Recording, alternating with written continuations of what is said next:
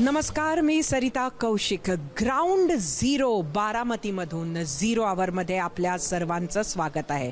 अगदी गेल्या आठवड्यातच मी आपल्याला सांगितलं होतं की सुनेत्रा पवार यांचा आपण प्रचार बघितला होता आणि त्याच वेळी मी तुम्हाला म्हटलं होतं की आपण यानंतर सुप्रिया सुळे यांचा प्रचार कसा होतोय ते बघणार आहोत आणि त्यामुळेच आज आम्ही ग्राउंड झिरो बारामतीमध्ये आलेलो आहोत. आता आम्ही या मंदिरापासून नक्की का सुरू करतोय तर हे तेच कन्हेरीच्या हनुमानाचं मंदिर आहे जिथं शरद पवारांनी आपल्या पहिल्या निवडणुकीचा नारळ फोडला होता आणि प्रचार इकडनं सुरू केला होता. ह्या खेपेला सुद्धा सुप्रिया सुळेंना इथेच आपला प्रचार सुरू केला. हेच नाही तर अजित पवार सुद्धा याच मंदिरातून आपला प्रचार सुरू करतात आणि सुनेत्रा पवारांनी सुद्धा आपला ऑफिशियल प्रचाराचा नारळ याच मंदिरात फोडला होता आणि त्यामुळेच ग्राउंड झिरो बारामतीचं पहिलं पाऊल म्हणजे हे मंदिर.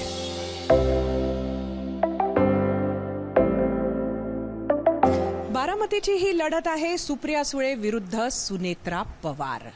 खरं तर या दोनच पवार घराण्यातील स्त्रिया या निवडणुकीत सामील नाही आहेत. या एकमेकींच्या विरोधात उमेदवार असतील पण पवार परिवारातील इतर बरीच लेकी सुना या निवडणुकीत बघायला मिळतात. ते सक्रिय आहेत, प्रचारात उतरलेल्या आहेत, त्यांनी बाजू घेतली आहे, उघडपणे बाजू घेतलेली आहेत. काय म्हणणं आहे या लेकी सुनांचं ते सुद्धा आज आम्ही तुम्हाला दाखवणार आहोत. ABP माझावर पहिल्यांदाच पवार घरातील सुना शर्मिला आणि सुनंदा पवार, सून कुंती पवार, मुलगी सई पवार आणि सुप्रिया सुळे.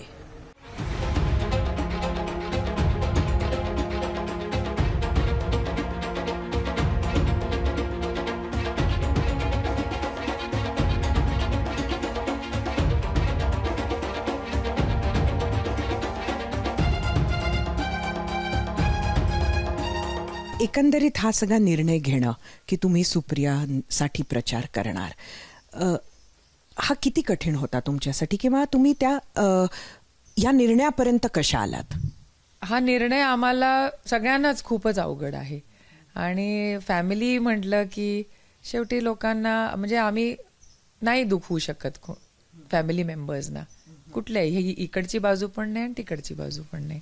आता विधानसभेच्या वेळेला म्हणजे आपलं मला वाटतं असं म्हणणं होतं की परिवारातलाच एक सदस्य देऊ नये, पण जर विधानसभेमध्ये आता दादांच्या विरोधात परत एकदा जर परिवारातला कोणी सदस्य दिला तर मग त्यावेळेला आपण प्रचारात कोणाच्या बाजूने उतरणार? आता ह्या कशा आहेत सरिताजी, जर तरच्या गोष्टी आहेत. दादा लढणार तर आहेतच, मग त्यावेळेला तुम्ही दादांबरोबर प्रचाराला जाणार का? आता ह्याच्यावर निर्णय कसा आहे, आता आम्ही जी ही भूमिका घेतली आहे, आम्हाला साहेबांनी जबाबदारी दिली की तुम्ही इंदापूर तालुका सांभाळा. आम्ही त्याचं पालन केलं आणि आम्ही तिथे प्रचार करतोय. आता त्यावेळेला कसं समीकरण असेल, साहेब काय सांगतील हे मी आता नाही सांगू शकत. एकीकडे आपली नणंद आहे उमेदवार म्हणून आणि दुसरीकडे आपल्या को सिस्टर आहेत. काय किती कठीण आहे? कसं? नाही, नक्कीच कठीण आहे. म्हणजे कसं आहे, आमची फॅमिली तशी खूप अशी क्लोज नेट फॅमिली आहे. खूप बॉन्ड आहे सगळ्यांच्या मध्ये. कोणालाही एकमेकाबद्दल असं कधीच वाटलं नाही की असे साईड्स कधी आम्हाला घ्यावे लागतील. आणि मला असं वाटतंय शेवटी सुप्रियाताई श्रीनिवासची धाकटी बहीण आहे, तर धाकट्या बहिणीला हरवायचं किंवा पराभूत करायचं हे मनाला पटत नाही कुठेतरी. दादांशी आपले एक कसा रॅपो होता? नेहमी लहान सून घरी आली की एक वेगळंच नातं असतं.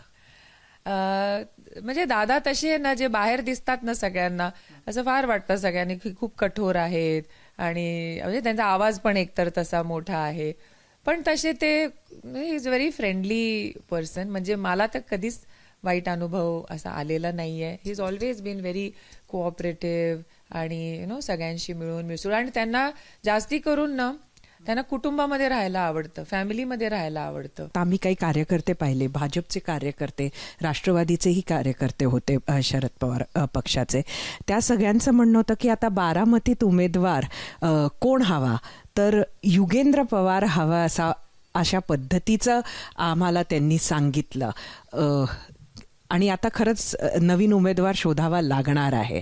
त्यामुळे तुम्हाला काय वाटतं, युगेंद्र जर उमेदवार असतील तर? नाही, मला असं वाटतं हे म्हणजे मी याच्या बाबतीत विचार पण केलेला नाहीये आणि मला युगेंद्र पण असा विचार करतील असं मला वाटत नाही आणि त्यांनी केलेलाच नाहीये.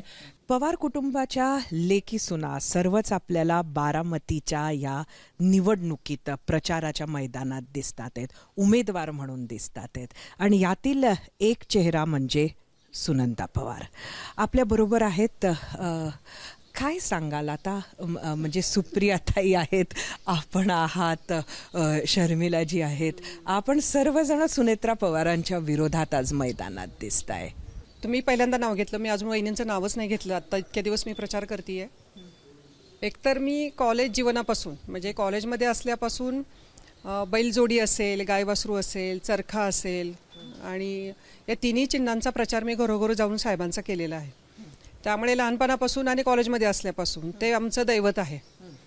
त्यामुळे ज्या काही घडामोडी घडल्या आमच्या कुटुंबामध्ये, पण निर्णय आमचा हाच होता की साहेबांसोबत थांबायचं.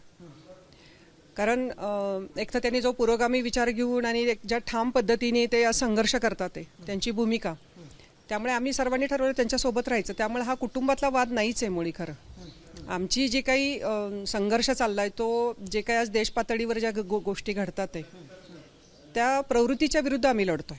का करावं लोकांनी सुप्रिया सुळेंना मतदान?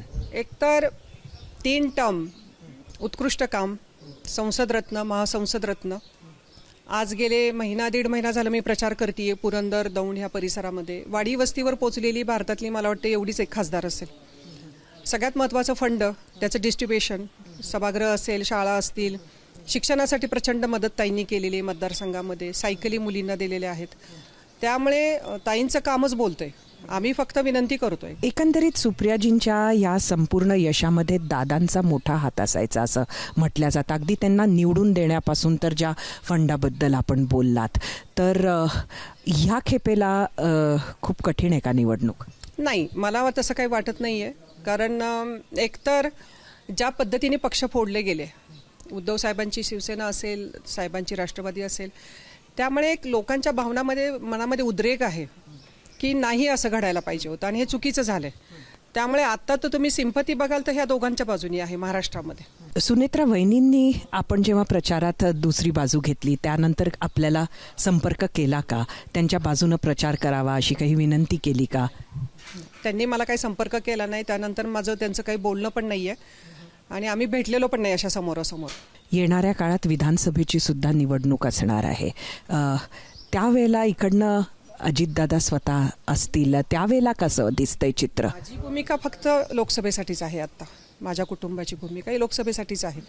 त्यामुळं विधानसभेला काय वातावरण असेल, काय चित्र असेल तेव्हा काळ ठरवेल. अजून वेळ आहे त्या गोष्टीला. पवार साहेबांचं एक वक्तव्य होतं की त्या बाहेरच्या आहेत.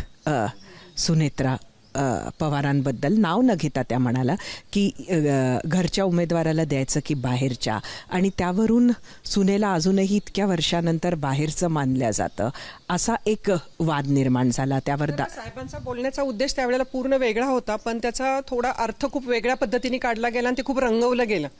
पण मला वाटत नाही साहेब त्यांचे, कारण मलाच आता 42 वर्ष झाली. जे काय आज सुनंदा पवार जे नाव आहे ते या वडीलधाऱ्या लोकांमुळेच आहे. आम्ही सगळ्या जावा काम करतो, पण त्यांनी असं कधी हे नाही केलेला की तुम्ही बाहेरच्या आहात म्हणून तुम्ही घरात बसा आणि फक्त चूल आणि मूल बघा, अशी भूमिका साहेबांची कधीच नव्हती.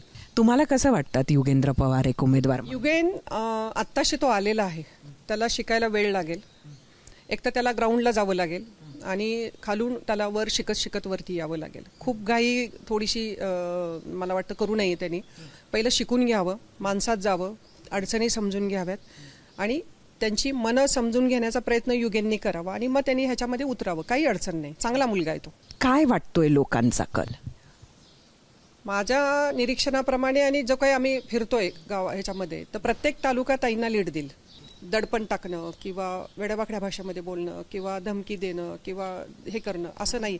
आम्ही फक्त जातो, हात जोड. पण इकडे धमकीचं एक राजकारण होतंय का? मी नाही म्हणणार आहे, पण ते कल्चर आम्ही इथं नाही हे केलेलं. म्हणजे पण अधेमध्ये असे आरोप झाले अजितदादांच्या कडनं किंवा इतर कोणाकडनं त्यांच्या बाजूच्या अशा पद्धतीचं धमक्या दिल्याचं काही लोकांनी. तसं काम चालू आहे आणि थोडं भीतीचं वातावरण आहे.